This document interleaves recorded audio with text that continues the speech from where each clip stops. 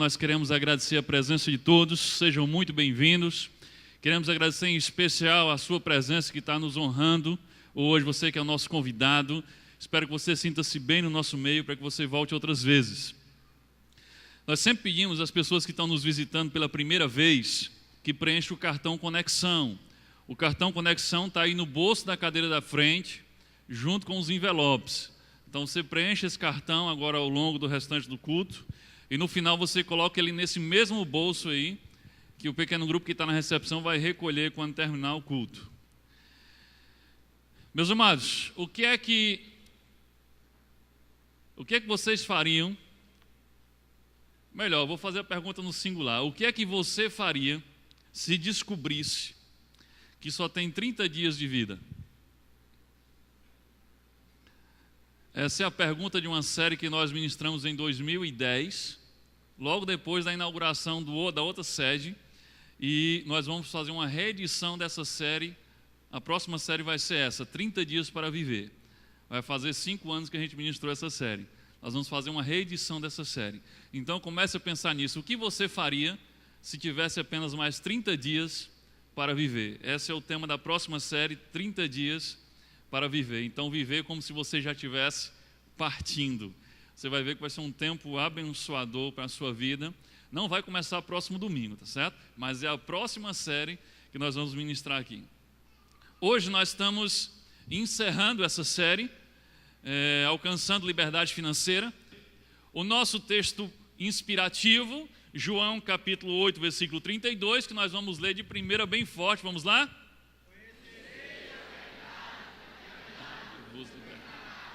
Amém. E também temos o texto de Mateus capítulo 6, versículo 24, que diz: ninguém pode servir a dois senhores, porque ou há de odiar um e amar o outro, ou se dedicará a um e desprezará o outro. Não podeis servir a Deus e a Mamon.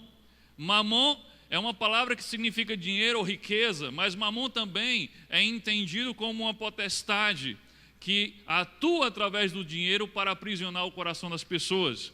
Então, é uma potestade que disputa o seu coração com Deus. Então, ou você serve a Deus ou você serve a Mamon. Então, quando a gente falar em Mamon durante a mensagem, você lembra que é disso aqui que nós estamos falando. Hoje nós vamos para a mensagem 6, a última mensagem da série, e o título da mensagem de hoje é Combatendo o Mamon com a arma da fidelidade a Deus.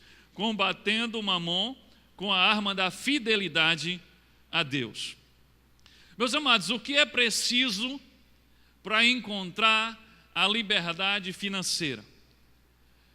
Para encontrar a liberdade financeira, nós precisamos derrotar 2 tipos de inimigos. Um inimigo espiritual e um inimigo natural, ou você pode chamar material. O inimigo espiritual, ele tem nome, nós falamos aqui o tempo todo, acabei de citar. O inimigo espiritual que nós temos que vencer para ter liberdade financeira é Mamon. E qual é esse inimigo natural que nós temos que vencer para também encontrar a liberdade financeira? Esse inimigo natural é a desorganização financeira, a falta de administração financeira. Você precisa dessas 2 coisas. Quando você derrota Mamon de forma espiritual, com as armas espirituais que nós temos ensinado, quando você derrota Mamon, você quebra o governo dele sobre a sua vida, e aí as comportas dos céus, como nós cantamos aqui, começam a se abrir sobre você, e você começa a experimentar a prosperidade que vem de Deus. Mas se você não vencer o outro inimigo, que é o inimigo natural, que é o inimigo da má administração financeira, se você não aprender a ser um mordomo fiel, se você não aprender a ser um bom administrador dos recursos e da prosperidade que Deus te dá, você vai continuar tendo problemas nessa área. Então você tem que vencer Mamon, mas você também precisa aprender a administrar os recursos que Deus tem colocado para a sua administração. E é por isso que nessa série, durante as mensagens dessa série, nós temos abordado sempre 2 aspectos. Nós abordamos o aspecto espiritual e também abordamos o aspecto natural, material. Durante essa série nós falamos muitas coisas e ensinamos muitas coisas práticas que você deve fazer para administrar os seus recursos, para administrar aquilo que Deus tem colocado nas suas mãos. Espero que você tenha aprendido e colocado em prática, já esteja colocando em prática. Desafio você também a buscar mais conhecimento nessa área. Existem muitos livros, tanto cristãos como não cristãos, mas você sabe reter o que é bom. Mas existem muitos livros que ensinam como você administrar as suas finanças pessoais. Existem muitos livros que ensinam como você administrar as finanças do seu negócio, se você é um empresário, você é autônomo. Então você precisa estudar sobre esse assunto, você precisa ser diligente nesse assunto e se aperfeiçoar para que você aprenda a administrar aquilo que Deus coloca nas suas mãos. Isso é uma questão de fidelidade, isso é uma questão de responsabilidade. Então, na questão espiritual, nós estamos aprendendo a derrotar Mamon, repreendendo o governo de Mamon sobre nossa vida. Com isso, recebemos a bênção de Deus, mas você tem que estar preparado também para receber a bênção, porque senão você vai jogar lá fora. Você tem que aprender a administrar. Vocês lembram quais são as principais armas para derrotar Mamon na nossa vida? São duas. Quais são? Eu não estou ouvindo.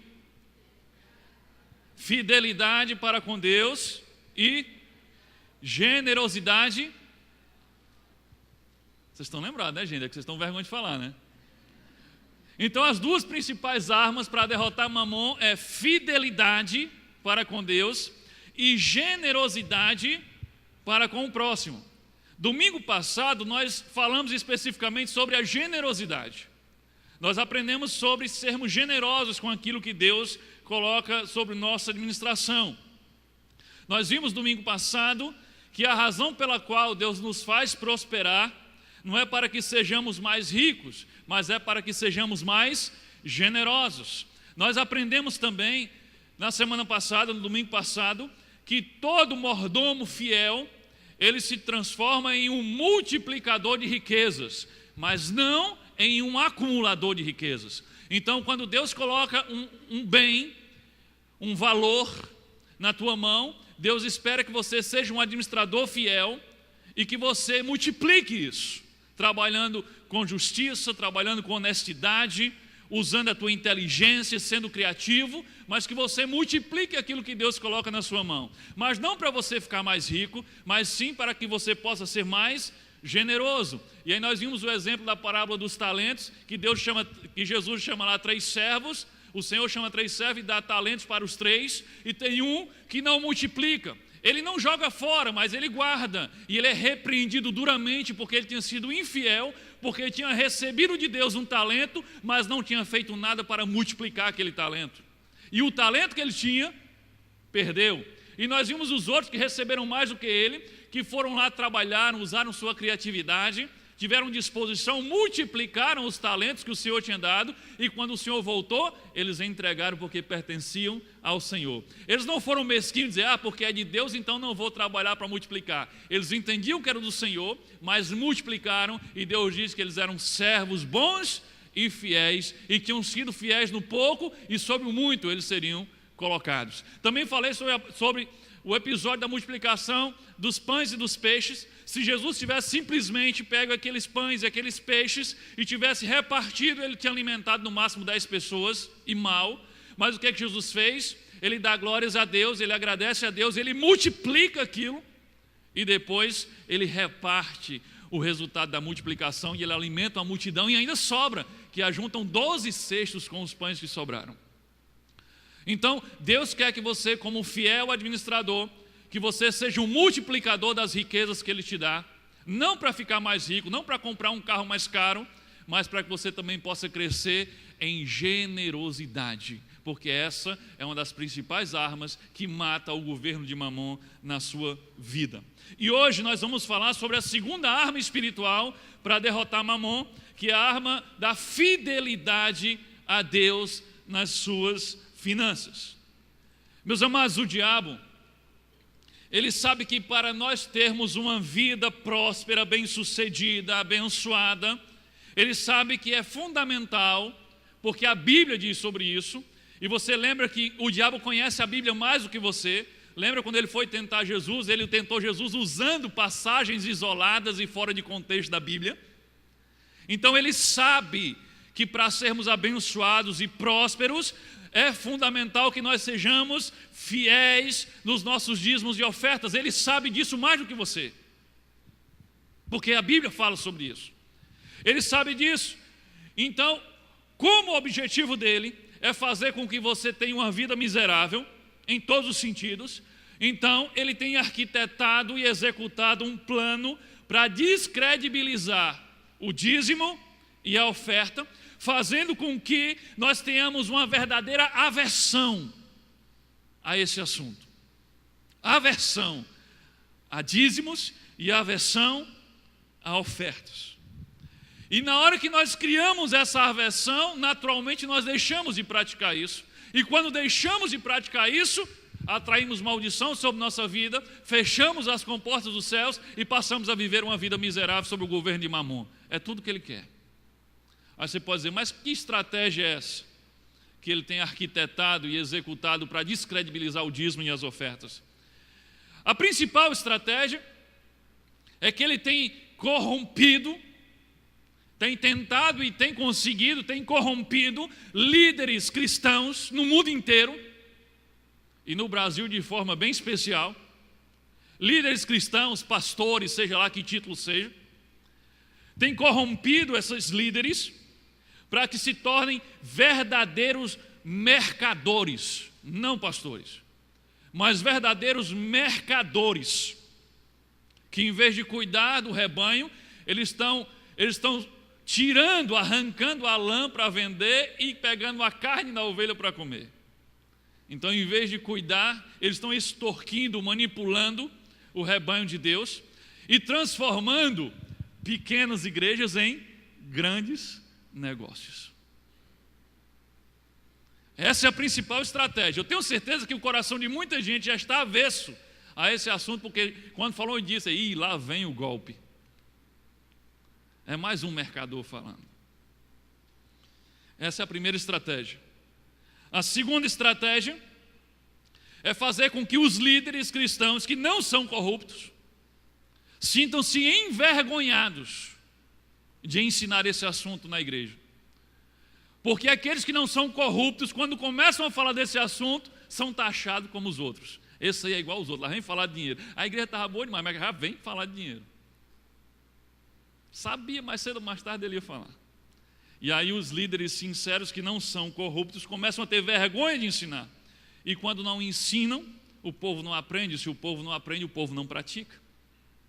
E ainda como parte dessa estratégia para descredibilizar o dízimo, o diabo tem transformado, com tudo isso, ele tem transformado o dízimo e a oferta em motivo de piada, em motivo de chacota, de ingenuidade, de alienação.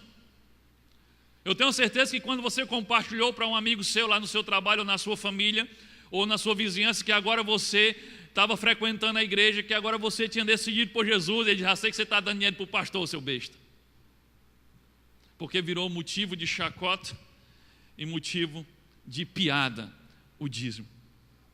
Eu pergunto, será que o diabo tem conseguido o seu objetivo, descredibilizar o dízimo e a oferta? E eu digo a você que sim, ele tem conseguido, e como tem conseguido. Eu tenho certeza que muita gente se remexeu todinho na cadeira quando viu o tema da mensagem de hoje. Teve outros que disseram assim, poxa, eu não acredito, logo hoje que eu trouxe um amigo, o pastor vai falar desse assunto. E aí aquele que ainda não participa da igreja, que veio e diz, lá vem falar de dinheiro. Então ele conseguiu ou não conseguiu? Mesmo aqueles que são cristãos, mesmo aqueles que fazem parte da igreja, ainda nesse grupo, existem aqueles que têm aversão a esse assunto e ficam envergonhados quando esse assunto é tratado na igreja. Mas eu preciso ensinar sobre esse assunto, não apenas para o bem das finanças da igreja, para o avanço da obra de Deus, não só por isso, mas também pelo teu próprio bem, pelo bem das tuas finanças, para que você alcance liberdade financeira. Não existe liberdade financeira em cima de infidelidade. Logo, se você não pratica isso, você não mata Mamon. E se você não mata Mamon, ele é o devorador que vai acabar com a tua prosperidade. Você pode até ganhar, mas vai ser como a gente viu nas outras mensagens, como um saco furado, que você nunca consegue juntar absolutamente nada. A infidelidade a Deus é a principal causa do desastre financeiro na vida dos cristãos. Então você precisa ser fiel a Deus, você precisa ser generoso com o teu próximo e você precisa ser um bom administrador dos recursos que Deus te dá. Você precisa dessas 3 coisas para você alcançar liberdade financeira. Olha só como é que Deus... Entenda por que nós não podemos nos envergonhar de tratar desse assunto, porque veja a forma como Deus aborda isso na Bíblia. Malaquias, capítulo 3, versículo de 8 a 12.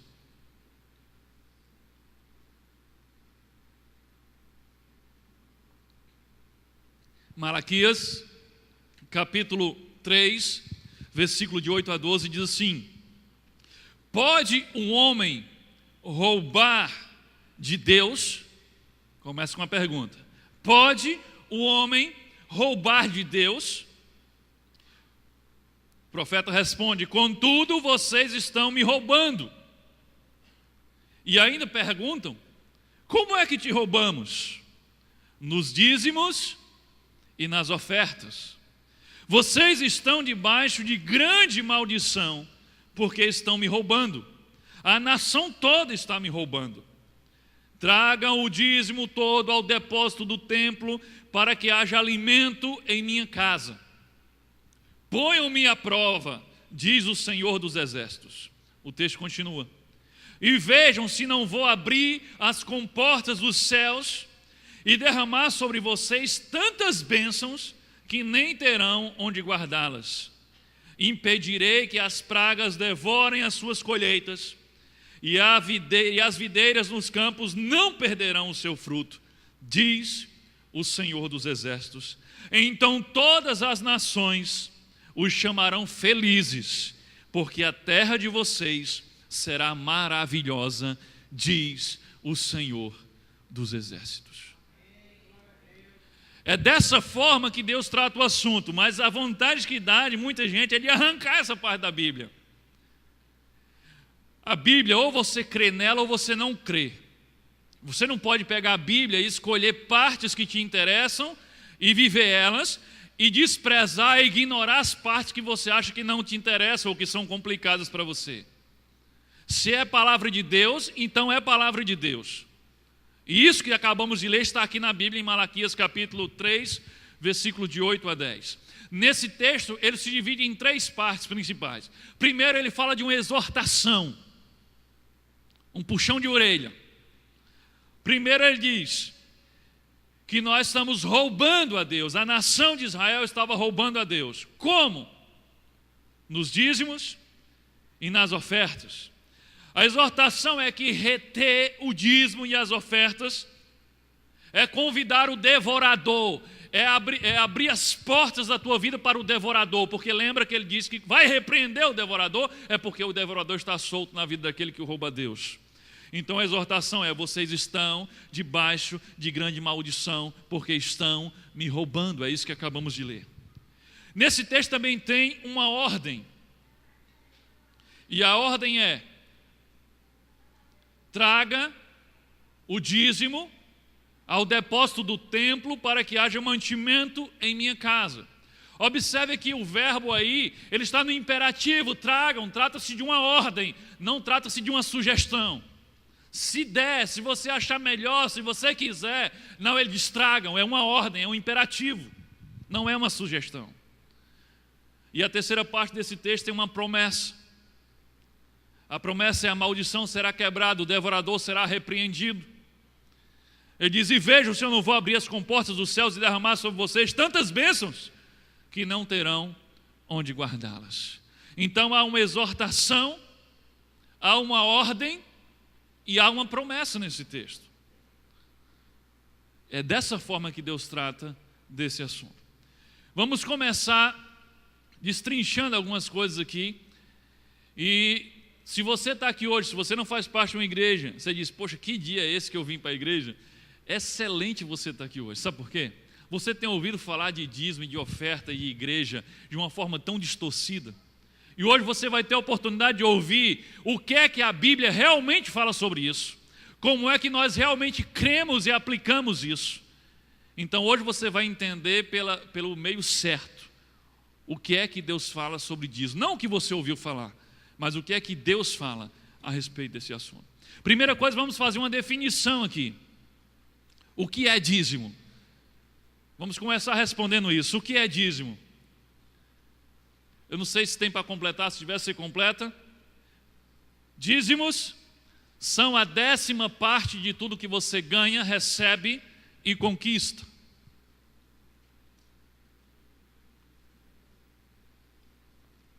A palavra dízimo significa 10ª parte. Então o que é dízimo é a 10ª parte de tudo que você ganha, recebe ou conquista. E a 10ª parte, no nossa linguagem contemporânea, significa os famosos 10%. Olha o que diz Deuteronômio, capítulo 14, versículo 22 e 24. Diz assim: todos os anos, juntem uma 10ª parte de todas as colheitas e levem até o lugar que o Senhor nosso Deus tiver escolhido para nele ser adorado. Olha a ordem: todos os anos, juntem a 10ª parte de tudo que vocês escolheram e levem para o lugar que Deus escolheu para ser adorado. Então, dízimo é a 10ª parte de tudo que você ganha, recebe e conquista. Normalmente você vai ver a palavra dízimo na Bíblia no plural, dízimos. Porque existiam dízimo de muitas coisas. Existiam o dízimo do cereal, existiam os dízimos das primícias, que eram das primeiras coisas, da primeira cria, da primeira colheita. Existiam os dízimos dos animais e dízimo de tudo que era quanto. Então, por isso, dízimos aparece no plural. Então, o que é dízimo? É a 10ª parte de tudo que você ganha, recebe e conquista. Segundo, vamos definir o que é oferta. O que é oferta? Complete aí. Oferta é toda contribuição voluntária que excede do dízimo. Então você é dizimista, você devolveu o dízimo, e tudo que você contribui além disso é uma oferta. Por que eu estou dizendo que é tudo que excede do dízimo? Então, se eu não sou dizimista e dou uma quantia menor que o dízimo, aquilo não pode ser uma oferta? Pode, mas não é o certo. Porque a oferta ela não é uma substituta do dízimo. Você não tem, não, eu não sou dizimista, mas eu sou ofertante, então está tudo ok. Entenda que o texto que nós lemos em Malaquias diz que nós roubamos a Deus nos dízimos e nas ofertas. Logo ele não disse, escolha uma das duas coisas, você quer ser ofertante ou você quer ser dizimista? Ele diz que nós temos que ser ofertantes e dizimistas. Então existem aqueles que são apenas dizimistas. Eles são dizimistas, mas não se sentem obrigados nem levados a ofertar, porque afinal de contas já são dizimistas. E existem aqueles que são apenas ofertantes. Eles não têm coragem ou não têm desprendimento suficiente para serem dizimistas, então eles dão apenas algumas ofertas. Mas entenda que o que a palavra de Deus diz e nos ordena é que devemos ser ofertantes e dizimistas. Gente, como é que essa igreja trata essa questão? Aqui não existe nenhum tipo de fiscalização. Vamos fiscalizar quem é que está devolvendo dízimo para a gente poder cobrar ele, quem é que está entregando oferta. Gente, não existe isso aqui. O que é que a gente faz aqui? A gente ensina o que a Bíblia diz sobre esse assunto e você se entende com Deus. Tá certo? Você se entende com Deus. Então aqui quero logo quebrar também um outro mito, que quem está fora da igreja diz, o cara só pode fazer parte da igreja se pagar o dízimo, né? Tem gente que está há anos aqui e nunca entregou um dízimo. E nunca ninguém disse que você não podia vir. Então isso é um mito também. Nós ensinamos o que a Bíblia ensina, e cada um de vocês escolhe se vão obedecer e desfrutar das bênçãos de quem obedece, ou se vão desobedecer e desfrutar das consequências de quem desobedece. É assim que nós tratamos esse assunto. Então, estou ensinando o que a Bíblia diz, e aí você decide o que é que você faz com isso depois. Então, a Bíblia ordena, Deus ordena que sejamos ofertantes e dizimistas.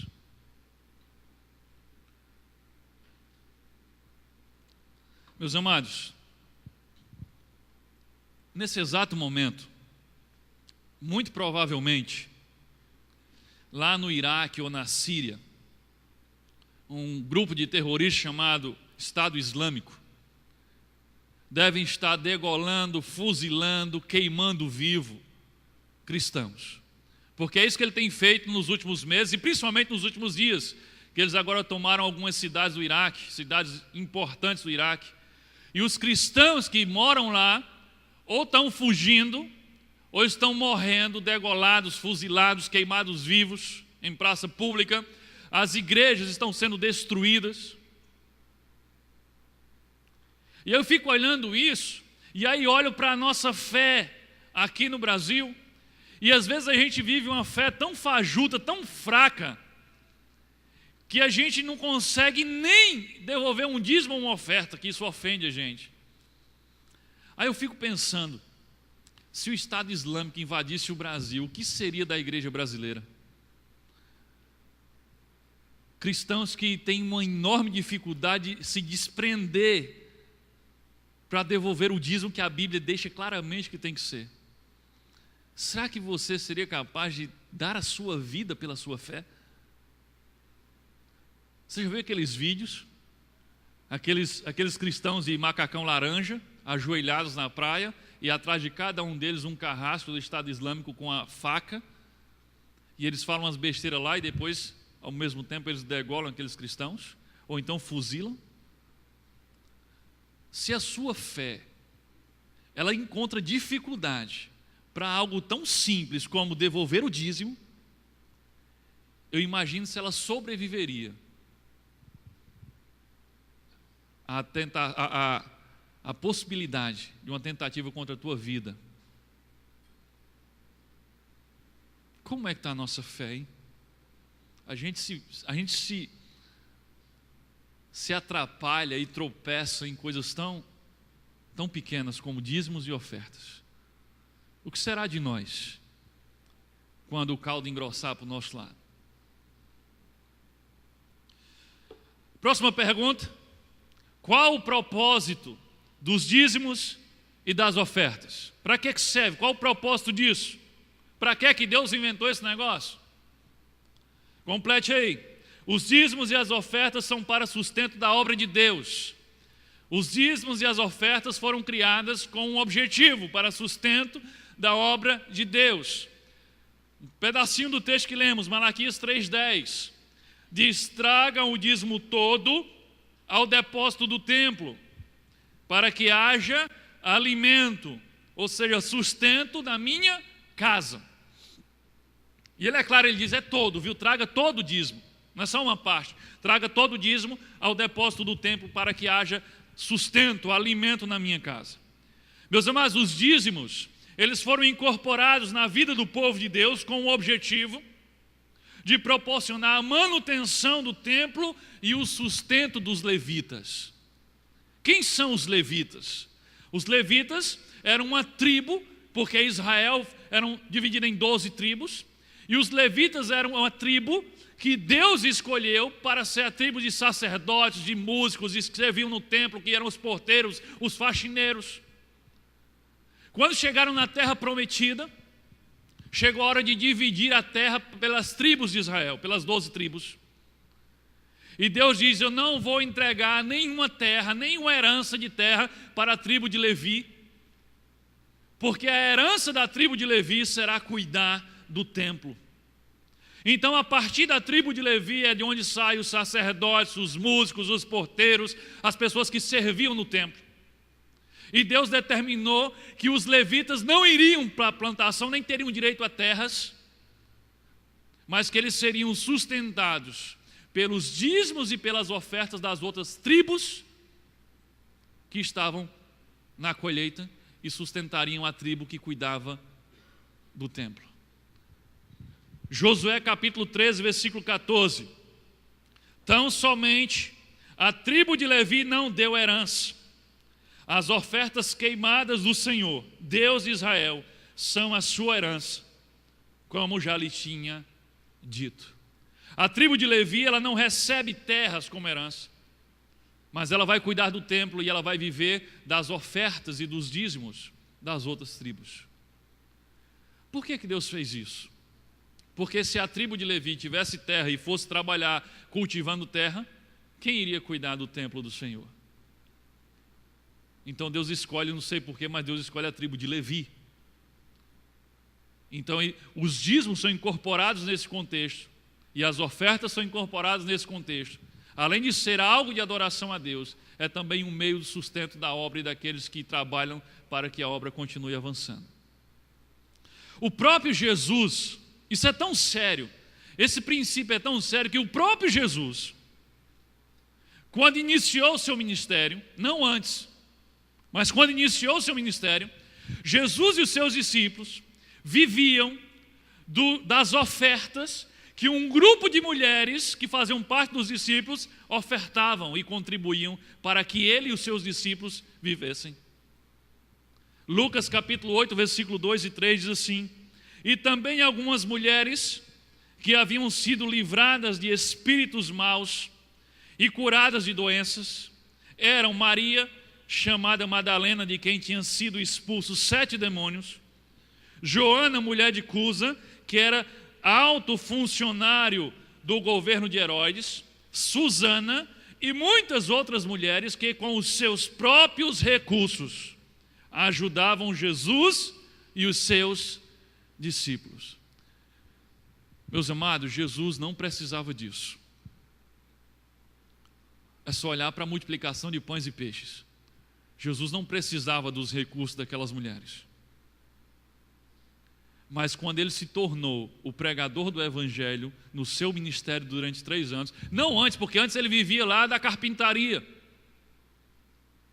mas quando ele assume o ministério de tempo integral, Jesus começa a agir como os levitas do Antigo Testamento. O sustento daquela obra começa a vir de pessoas que tinham sido beneficiadas por ela.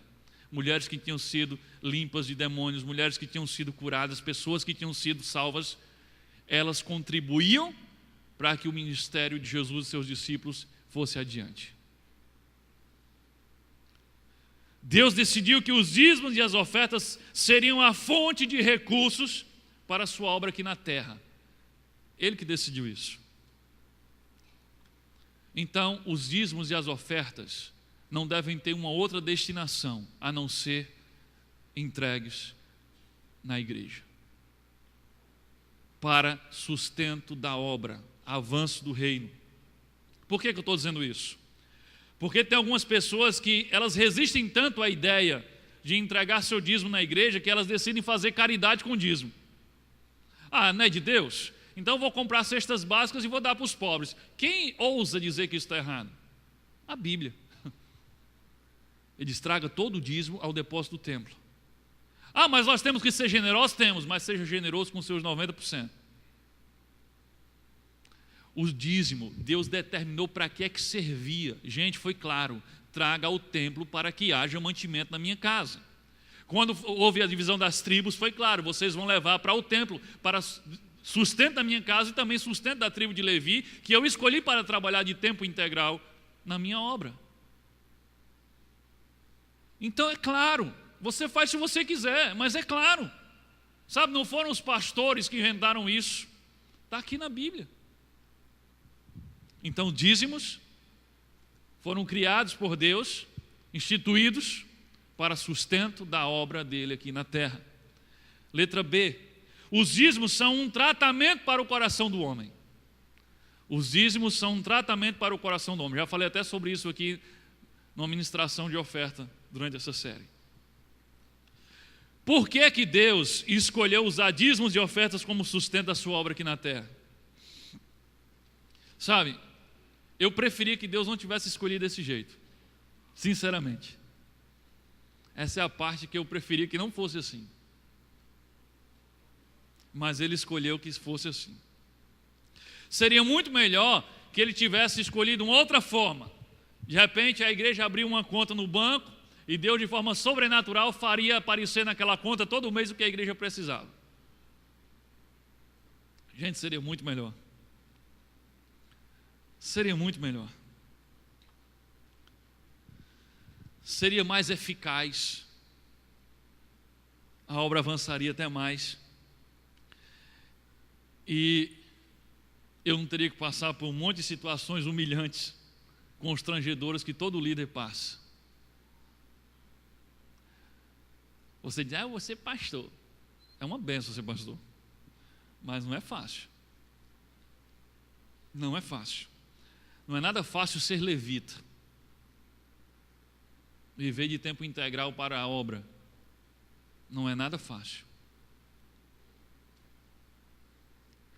Porque todo mundo acha, só abrir um parêntese, todo mundo não, muita gente acha que os líderes, que os pastores deveriam ser os mais miseráveis da igreja.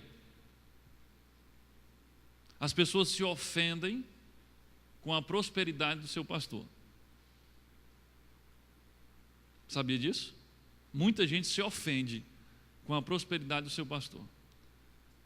O seu pastor ensina você como ser próspero. Ele ora por você para você ser próspero. Ele alegra-se com você quando você é próspero. Mas quando o pastor tem qualquer relance de prosperidade, as pessoas se ofendem com isso.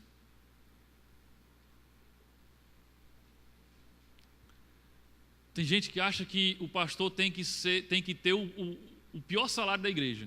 Irmão, quem é que tem o salário mais baixo aqui? O irmão fulano de tal. Pronto, o salário do pastor vai ser igual ao dele. É desse jeito que funcionam as coisas. Já aconteceu, há muito tempo atrás, mas já aconteceu, gente. Deixa eu compartilhar com você. Mas já aconteceu de gente sair da igreja porque descobriu que o meu salário era um pouco maior do que o dele. E isso o ofendeu. E olha que quem decide o salário de um pastor na igreja batista é quem? É quem? É a igreja, né? Foi a igreja que decidiu o meu salário. Não sou eu que decido quanto eu ganho. Se hoje tiver aqui um milionário e disser assim, eu vou abençoar essa igreja e vou dar uma oferta de 1 milhão aqui. Sabe quanto vai ser o meu salário esse mês? A mesma coisa do mês passado. Gente, a igreja não é minha. Mas não é fácil ser levita, viu? Por isso que eu digo, Deus, se tu tivesse inventado outra estratégia. Mas ele inventou essa.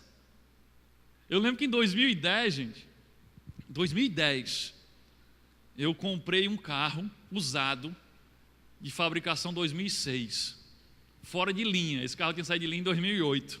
É o carro que eu dirijo até hoje e ainda estou pagando. Mas quando eu comprei esse carro, eu ouvi alguns comentários tão ofensivos. Quando inventou de ser pastor, andava puxando uma cachorrinha. Agora, carrão novo. O carro tinha 4 anos já de uso. Não é fácil ser levita. Bem, mas Deus escolheu que aqueles a quem Ele chamou para viver de tempo integral para a obra seriam sustentados pela própria obra. Jesus fez questão de passar por isso, até para ser exemplo. E se Deus não poupou nem Jesus de passar por isso, por que Ele havia de me poupar, não é verdade? Mas sabe por que Deus escolheu o dízimo e as ofertas para sustento da sua obra?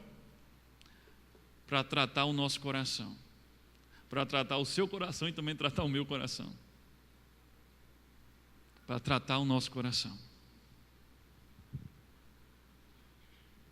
Antes de ser um meio de sustento para a igreja, é um meio que Deus encontrou para tratar e curar o nosso coração. Para que o nosso coração não seja amante do dinheiro. Ofertar e dizimar é um tratamento espiritual que você faz no seu coração cada vez que você oferta, cada vez que você dizima. Deus, Ele sabia disso. Lembra que nós lemos no início? Ninguém pode servir a 2 senhores.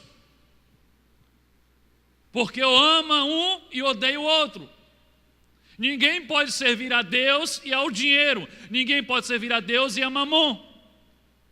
Jesus sabe que se você começar a se encantar com o dinheiro e amar o dinheiro, você deixa de amar a Ele.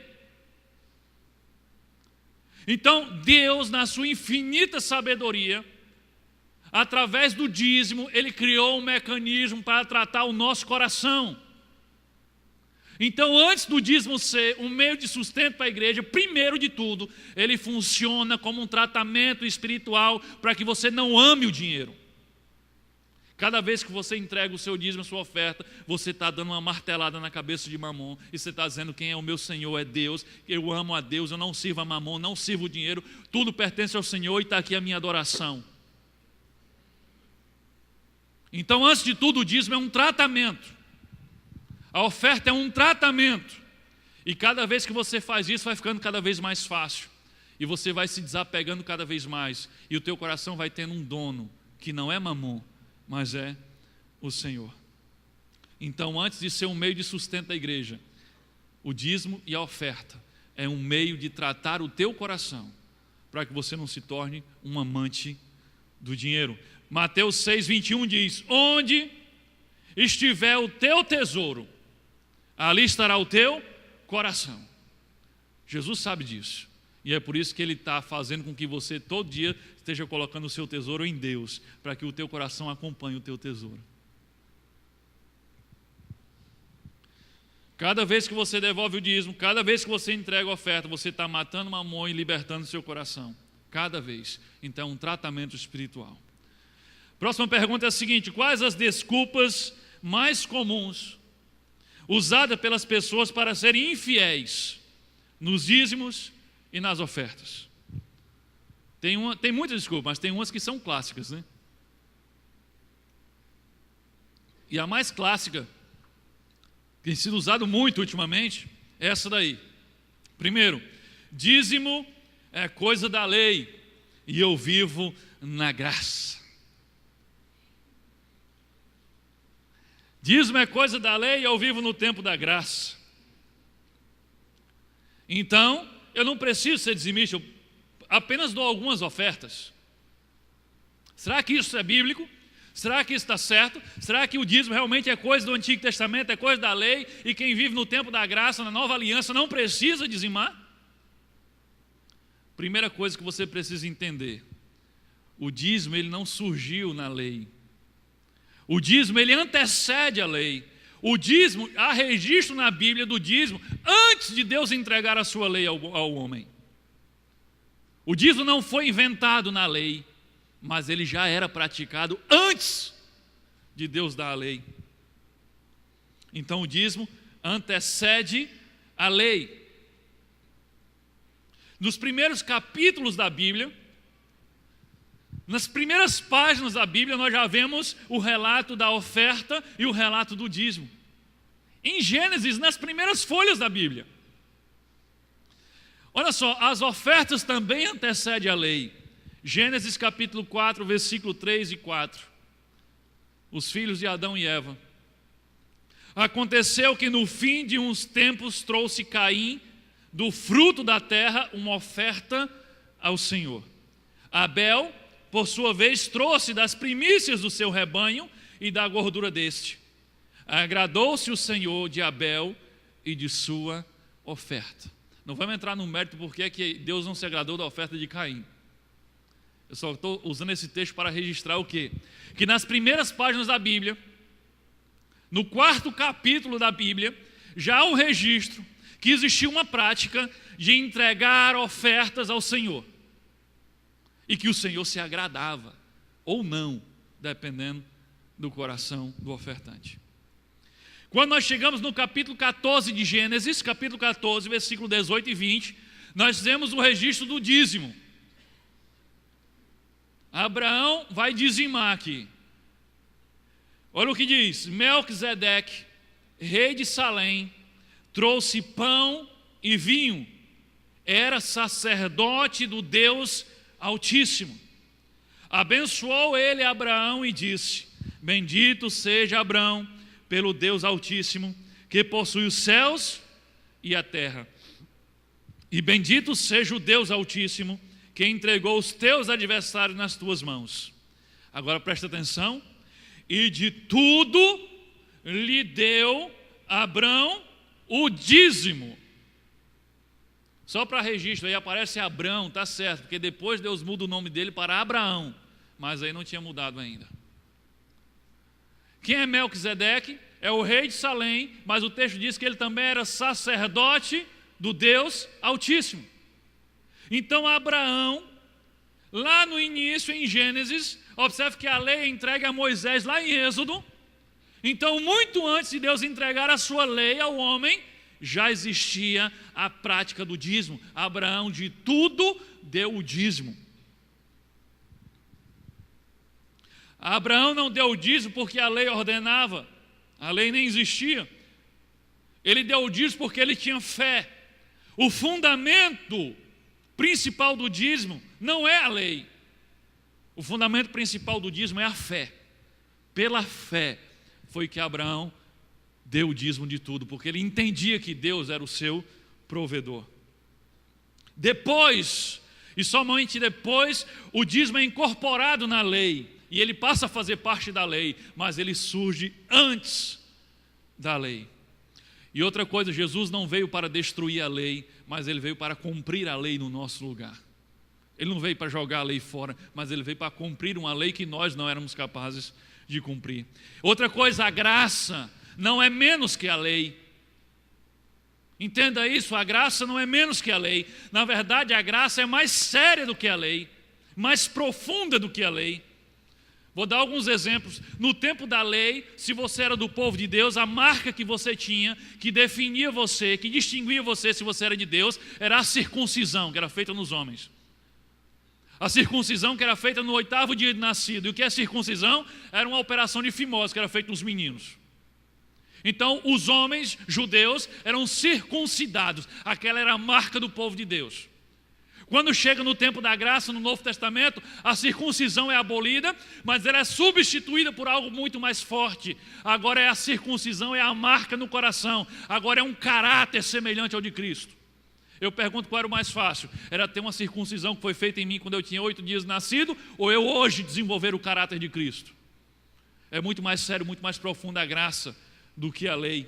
Quer ver um outro exemplo? Na lei, Deus exigia que as pessoas guardassem um dia para Ele. Era o sábado. Mas no tempo da graça, Ele não exige mais um dia. Ele exige agora todos os dias, todo o teu tempo, toda a tua vida para Ele. Não é mais um dia só. Aquilo era para ensinar um princípio, mas agora você tem que se entregar completamente para Deus, como quem nasceu da morte para a vida. É isso que Paulo diz, não apenas um dia teu. Na lei, Deus exigia reverência ao entrar no templo, porque lá era a morada de Deus. Na graça, Jesus revela que nós somos o templo, você é o templo, o seu corpo é o templo, e agora você não tem mais que ter reverência só no domingo quando você vem no templo, mas agora você tem que ter reverência 24 horas por dia, 7 dias por semana, 365 dias por ano, porque você é o templo do Espírito Santo. Então na graça a coisa ficou mais profunda, mais séria do que na lei. Na lei, quando você pecava, você trazia um cordeiro, matava o cordeiro, o sacerdote matava o cordeiro e você era perdoado.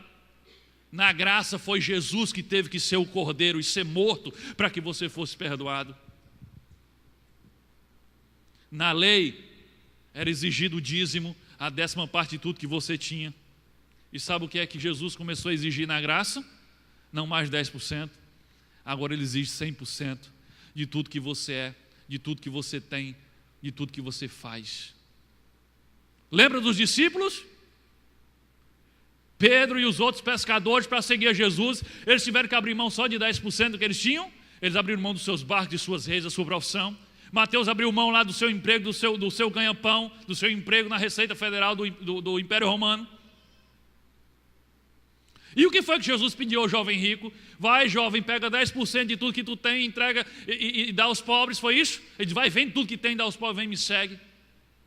Ah, você quer viver no tempo da graça? É uma bênção. Graça realmente é uma bênção, mas na graça o caldo é mais grosso do que na lei. A diferença é que na graça você não vai para o inferno se você descumprir a lei, porque Jesus já morreu e cumpriu a lei no teu lugar. Mas não vem querer usar a desculpa da graça para ficar aquém da lei. Não, o dízimo é coisa da lei. Primeiro que não é coisa da lei, mas mesmo que fosse. Dízimo é coisa da lei, eu só vou dar algumas ofertas, porque eu vivo na graça. Ah, então você está precisando ler o Novo Testamento. Você está precisando ler o Novo Testamento. Olha o que diz Mateus capítulo 5, versículo 20. Olha o que Jesus diz para os discípulos. Porque vos digo que, se a vossa justiça não exceder em muito a dos escribas e fariseus, jamais entrareis no reino dos céus. Os fariseus viviam pela lei, cumprindo a lei, tentando cumprir a lei à risca. E se tinha uma coisa que um fariseu não falhava, e mais na frente você vai ver um texto sobre isso, era no dízimo. Eles eram rigorosos no dízimo. E Jesus disse para os seus discípulos: se vocês, a justiça de vocês, se a retidão de vocês não exceder, não for além, mas muito além do que os fariseus fazem, então vocês não podem herdar o reino dos céus. E aí você vem me dizer que você está no tempo da graça e você vai fazer menos do que os fariseus faziam?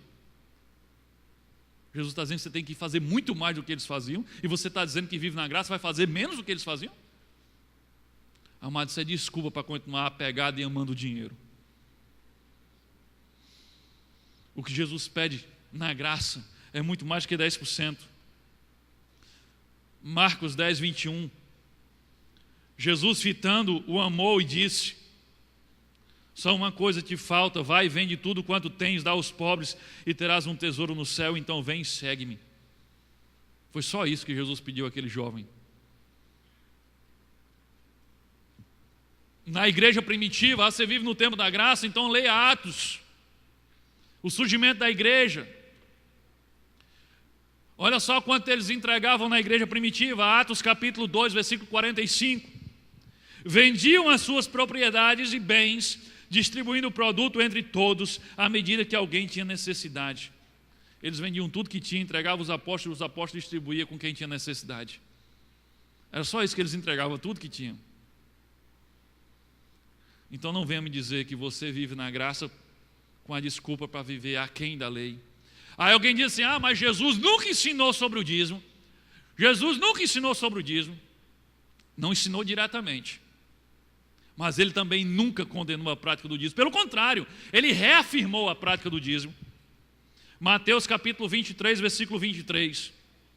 Ai de vós, escribas e fariseus. Olha aqui como o fariseu era religioso na questão dos 10%. Ai de vós, escribas e fariseus, hipócritas, porque dais o dízimo da hortelã, do endro e do cominho, e tendes negligenciado os preceitos mais importantes da lei: a justiça, a misericórdia e a fé. Agora vem, olha, escuta. Deveis, porém, fazer estas coisas. Que estas coisas? Dar o dízimo do endro, da hortelã e do cominho, sem esquecer aquelas: a fé, a esperança e o amor. Por que é que Jesus bate nos fariseus aqui? Porque eles eram dizimistas? Não. Porque eles eram dizimistas, mas não faziam as coisas mais importantes, que era praticar a justiça, o amor e a misericórdia. E Jesus diz que a eles: vocês tinham que fazer isso que vocês fazem, sim, mas sem esquecer das coisas mais importantes, que é a justiça, o amor e a misericórdia. O que Jesus está dizendo é que viver o amor, a justiça e a misericórdia é mais importante do que ser dizimista. Mas ele diz: sejam dizimistas, continue fazendo isso, mas também não esqueçam de fazer isso. Jesus não disse: acabe com esse negócio de ser dizimista e só pense nisso. Ele disse: façam isso, mas não esqueçam disso aqui, que é mais importante ainda do que isso aí que vocês estão fazendo. Sabe por que Jesus não ensinou diretamente o dízimo? Porque não havia necessidade. Você percebe o que Jesus acaba de dizer aqui? O povo da época de Jesus já praticava o dízimo de forma religiosa. Já era uma matéria aprendida e praticada há muito tempo. Então ele só reafirma: continue fazendo assim. Agora isso não é tudo. Não esqueça das coisas mais importantes, que é o amor, a fé e a justiça. O nosso compromisso como discípulo, que vive no tempo da graça, e de fato vivemos no tempo da graça, é ir além da justiça dos fariseus. Dízimo é um bom começo, mas é um péssimo final. Para mim, o dízimo é só um parâmetro mínimo, mas não é tudo. A minha experiência com Deus, eu estou dizendo a minha experiência com Deus. Quando eu digo a minha experiência com Deus, você usa se você quiser. Eu não estou lendo nenhum texto bíblico para dizer isso. Eu estou dizendo a minha experiência com Deus é que se eu começar a minha vida cristã devolvendo 10%, e se eu terminar a minha vida cristã devolvendo 10%, eu não cresci em nada na fidelidade para com Ele. É por isso que há muito tempo eu fiz um compromisso que eu vou crescer. Dizimista, aí depois eu inventei 11 mista, 13 mista, 14 mista, 2015, você 15 mista. E vou crescer devolvendo cada vez mais. E devolvendo cada vez mais. Sabe o que vai acontecer?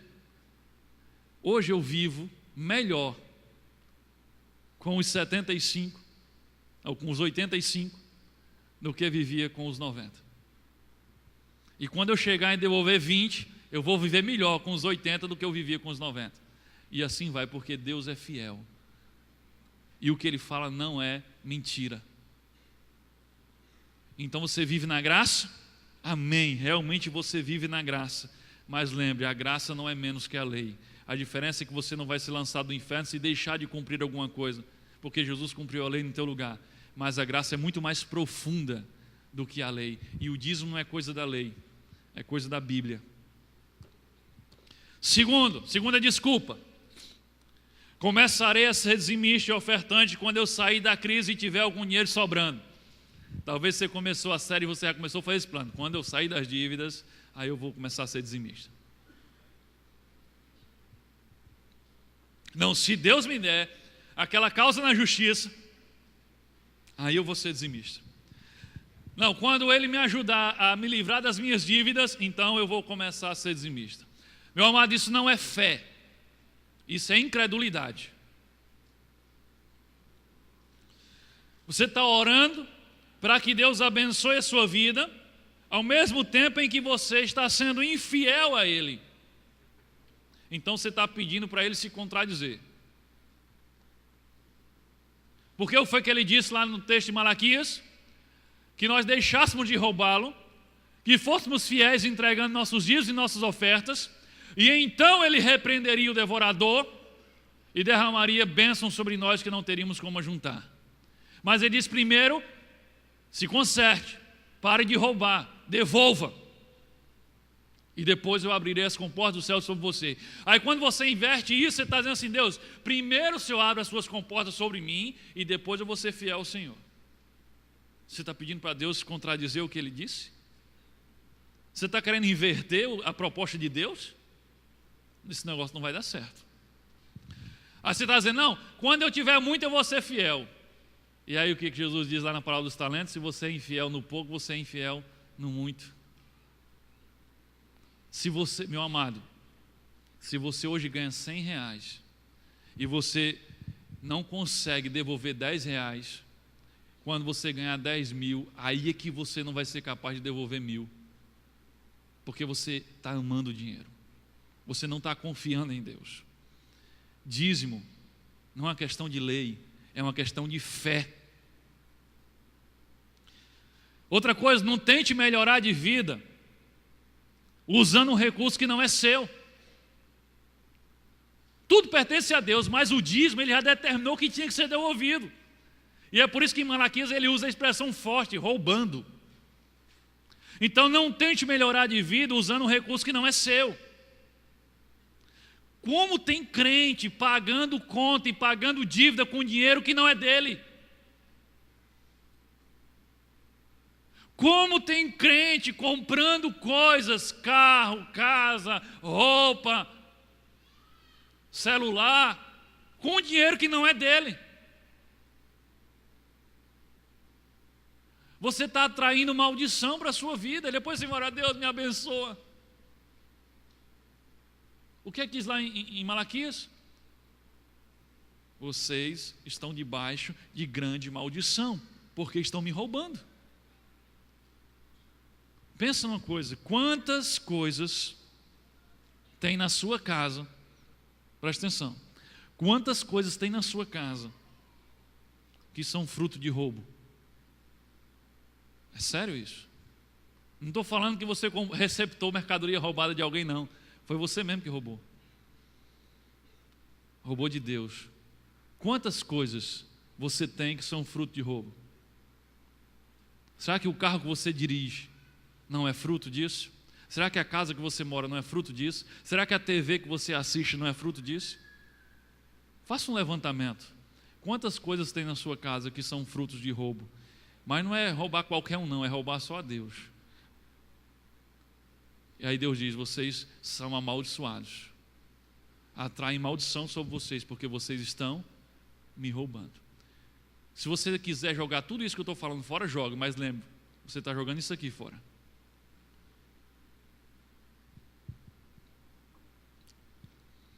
Terceira desculpa. Vou entregar qualquer quantia e chamarei esse dízimo. Você já viu alguém assim? Não, eu decidi que meu dízimo vai ser R$100.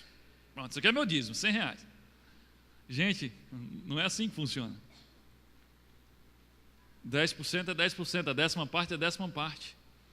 Então você vai entregar qualquer coisa e vai ser meu dízimo. Por que tem ali aquelas duas imagens? Você sabe o que é isso? Você está entregando gato por lebre. É isso que muita gente está fazendo. Entregando gato por lebre. Entrega qualquer valor e diz, meu dízimo é tanto. Meu dízimo vai ser R$150, mas ele ganha 3 mil por mês. Meu dízimo vai ser R$150. Você está entregando gato por lebre. E sabe o que é que acontece com quem entrega gato por lebre? Você está mentindo para o Espírito Santo de Deus. Você não está mentindo para a tesoureira da igreja, hein?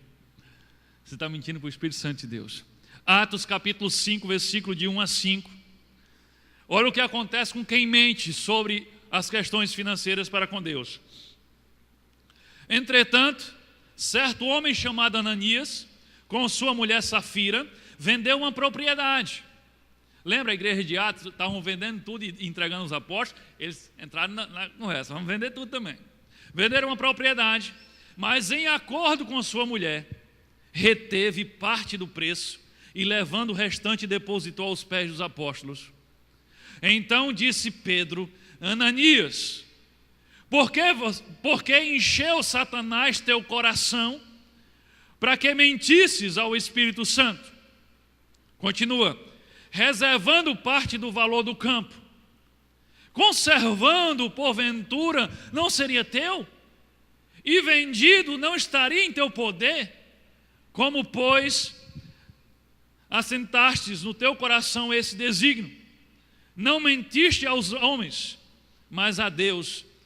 Ouvindo essas palavras, Ananias caiu e expirou. Isso é uma palavra bonita para dizer que ele caiu e bateu as botas, ele morreu. Sobrevindo grande temor a todos os ouvintes. A história continua, depois chega a esposa dele, Safira, mente também e cai morta também. Já pensou, gente, se Deus continuasse tratando assim, já tinha que deixar o carro do IML ali fora. Vai ter oferta, o pessoal se prepara aí com uns caixões aí, aqueles negócios para relavar os corpos, porque o negócio vai ser sério. Por que Ananias e Safira morreram? Para servir de exemplo, foi registrado na Bíblia e diz, é com essa seriedade que Deus encara essas questões. Qual foi o pecado de Ananias e Safira? Se você viu a história pela primeira vez, talvez você não entendeu. O que estava acontecendo naquela igreja é que eles estavam vendendo tudo e entregavam tudo para que os apóstolos redistribuíssem com quem precisava. Ananias e Safira resolveram voluntariamente vender uma propriedade. Eles reteram parte e o problema é que eles entregaram dizendo que estavam entregando tudo. Aí o que é que Pedro diz? A propriedade não era tua? Não já era tua? Quem foi que te pediu? Você vendeu, o dinheiro não era seu? Ou porque você não ficou com esse dinheiro? Agora você vem aqui mentir, dizer que está dando tudo se você guardou uma parte para você? Você está mentindo para o Espírito Santo e não para homens. Ananias e Safira queria dar uma de bom diante da igreja, estavam dando tudo, que a gente pensando que estava mentindo para os apóstolos. Mas Deus revelou a Pedro e Pedro disse, vocês estão mentindo ao Espírito Santo e não a homens. E eles caíram mortos. Será que você não está entregando gato por lebre? Não chame uma quantia menor do que a 10ª parte de dízimo. Você vai cometer o segundo pecado. O primeiro é não dizimar, o segundo é mentir para o Espírito Santo. Não chame uma esmola de oferta também não. Lembra do episódio da viúva pobre? A viúva deu só uma moedinha, mas Jesus se agradou da oferta dela. Mas diz, aqueles outros deram muito, mas deram do que estava sobrando. Existe oferta que agrada e oferta que não agrada. Tem gente que trata a oferta como trata o flanelinha lá na rua que está cuidando do carro dele. Tem alguma moeda aí? Exatamente assim. Tem gente que vem para o culto e dá 10 reais de oferta e sai daqui quase voando, se achando o mais santo do mundo, porque entregou 10 reais de oferta. Vai para o shopping com 10 reais, tu vai? Tu não vai. Vai no shopping, você não vai. Sai com 10 reais. O que é 10 reais não é nada. Agora, para entregar na igreja é uma fortuna. 10 reais de oferta é uma fortuna na igreja. Percebe o valor que você dá para as coisas? Só um sanduíche que tu come no shopping é mais do que 10 reais. Então nem chame uma quantia menor do que 10% de dízimo, nem chame esmola de oferta. Conversa com Deus aí para saber o que é que Ele quer de você nessa área. Próxima pergunta agora. Então qual deve ser a postura correta diante do dízimo, dos dízimos e das ofertas? Já vimos as desculpas para sermos infiéis, mas qual deve ser a nossa postura diante dos dízimos e das ofertas? Primeiro, complete aí. Faça dos dízimos e das ofertas um ato de adoração. Faça dos dízimos e das ofertas um ato de adoração. Provérbios capítulo 3, versículo 9 diz assim: adore a Deus, oferecendo-lhe o que sua terra produz de melhor. Deus está dizendo que é um jeito de adorar, é um estilo de adorar, adorar com os seus bens. Adore a Deus com aquilo que a sua terra dá de melhor. Não faça do seu dízimo, da sua oferta, uma conta que você paga para a igreja. É uma adoração. Inclusive nós vamos aproveitar hoje, vamos instituir um novo jeito de recolher a oferta aqui para ajudar você. A partir de domingo, o pessoal do louvor aí que ministra a oferta, cadê? Fica atento aí. A partir de domingo, você vai colocar a sua oferta no envelope e antes de recolher, nós vamos fazer uma oração antes de recolher, para ajudar você a consagrar a tua oferta diante do Senhor. Para você não entregar um pagamento de uma conta, não. Você está adorando a Deus com a sua oferta e adorando a Deus com o seu dízimo. No capítulo 12 de Deuteronômio, Deus está mostrando que ser dizimista e ser ofertante faz parte do culto. Olha só, Deuteronômio capítulo 12, versículo 4 e 8 diz assim: vocês, porém, não adorarão o Senhor, o seu Deus, como eles adoram os seus deuses, mas procurarão o local que o Senhor, o seu Deus, escolher, dentre todas as tribos, para ali pôr o seu nome e a sua habitação, ou seja, lá no templo. Para lá vocês deverão ir e levar holocaustos e sacrifícios, dízimos e dádivas especiais. Dádivas especiais são ofertas especiais. Continua. O que em voto tiverem prometido, as suas ofertas voluntárias e a primeira cria de todos os rebanhos, ali na presença do Senhor, o seu Deus, vocês e suas famílias comerão e se alegrarão com tudo o que tiverem feito, pois o Senhor, o seu Deus, os terá abençoado. Vocês não agirão como estão agindo aqui, cada um fazendo o que bem entende. Está dizendo, vocês vão levar suas ofertas, os seus dízimos, e vocês com a sua família vão adorar a Deus juntos com isso. Dizimar e ofertar é um jeito de adorar.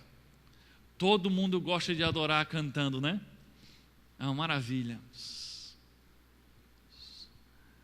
Mas quase ninguém adora ofertando e dizimando. Pensa nisso. Ofertar e dizimar faz parte do culto, gente. Não tem a ver com pagar as contas da igreja, só isso. É culto, gente. Deus está dizendo, adore com a sua oferta. Então, quando você sai de casa, diz, mas eu estou quebrado. Deus sabe se você está quebrado. Lembra da viúva? Ela estava quebrada, gente. Ela deu uma moeda só. E Jesus se agradou da oferta dela. Mas ela adorou com a sua oferta. Não é o tamanho da oferta, não é o tanto que você dá que determina se sua oferta é grande ou pequena, é com quanto você fica. Os outros deram uma oferta muito maior do que da viúva, e Jesus disse que não se agradou. Por quê? Porque eles davam do que sobrava. Eles deram uma oferta grande, mas ficaram com muito mais para eles. Então não é, hoje eu tenho R$1 para ofertar, Deus sabe se aquela oferta é agradável a Ele ou não. Uma oferta de R$1 pode ser agradável a Ele, e uma oferta de R$100 pode não ser agradável a Ele. Depende se você está dando do que sobra ou se você realmente está fazendo daquilo um ato de fé e adoração. Sabe uma coisa que eu comecei a praticar há algum tempo na minha vida? Antes eu já trilhei esse caminho, eu era só dizimista, não era ofertante, até que isso vem entrar na minha cachola. Então eu já começo a separar no meu orçamento oferta. Então já separo no meu orçamento oferta. E eu venho crescendo nisso aí também. Sabe, não ofertar no culto já é uma coisa, para mim, eu fico deslocado, porque faz parte da adoração. Então adore, não só cantando, não só batendo palma, não só orando, mas Deus diz, adore também dizimando e ofertando. Segundo, faça dos seus dízimos e das suas ofertas uma semente plantada em boa terra. Faça dos seus dízimos e oferta uma semente plantada em boa terra. 2 Coríntios capítulo 9, versículo 6.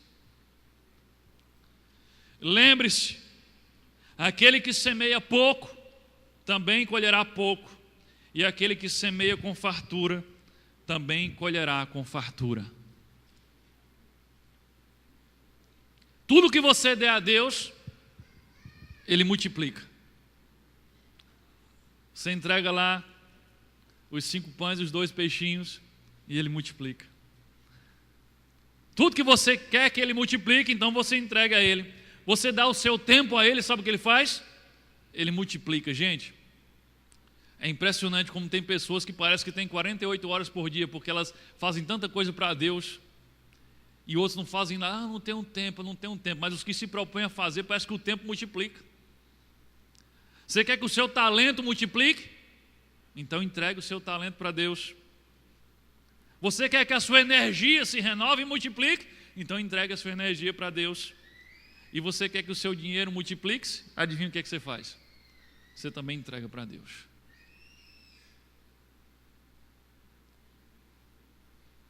Entregar para Deus não só através de oferta, mas encarar tudo que você tem como se fosse de Deus e você é apenas um administrador. Consagre a Deus tudo que você tem.